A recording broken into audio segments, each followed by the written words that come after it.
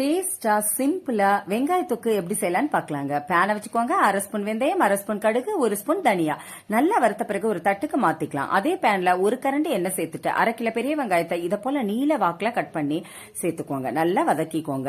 Lemon சைஸ்ல புளிய சேர்த்துக்கலாங்க. அதுவும் சேர்த்து வதக்கி வச்சுக்கோங்க. இப்ப நம்ம ஏற்கனவே வறுத்து வச்சிருந்தோம் இல்லையா, அதெல்லாம் மிக்ஸி ஜார்ல சேர்த்துட்டு நல்லா நைஸா அரைச்சி ஒரு பவுலுக்கு மாத்திக்கலாங்க. இப்ப வெங்காயமும் நல்லா வறுத்தாச்சுங்க. அதுவும் மிக்ஸி ஜார்ல சேர்த்து அரைச்சு வச்சுக்கோங்க. இப்ப அதே பேன்ல 1/2 ஸ்பூன் கடுகு, 1/2 ஸ்பூன் பெருங்காயத்தூள், 2 ஸ்பூன் மிளகாய்த்தூள் சேர்த்துட்டு நம்ம அரைச்ச அந்த வெங்காயம் எல்லாம் இருக்கு இல்லையா, அதெல்லாம் இதுலயே சேர்த்துருங்க. சேர்த்துட்டு நல்லா கலந்து கொடுங்க. இப்ப 1/2 ஸ்பூன் உப்பு சேர்த்துக்கலாம். உப்பு சேர்த்த பிறகு நல்லா கலந்து கொடுங்க.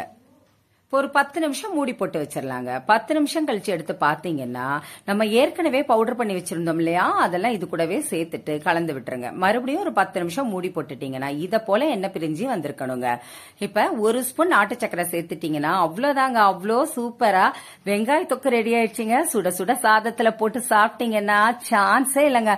அவ்வளோ சூப்பரா இருக்குங்க. நீங்களும் இத போல ட்ரை பண்ணி பாருங்க. உங்களுக்கு இந்த வீடியோ பிடிச்சிருந்தா சப்ஸ்கிரைப்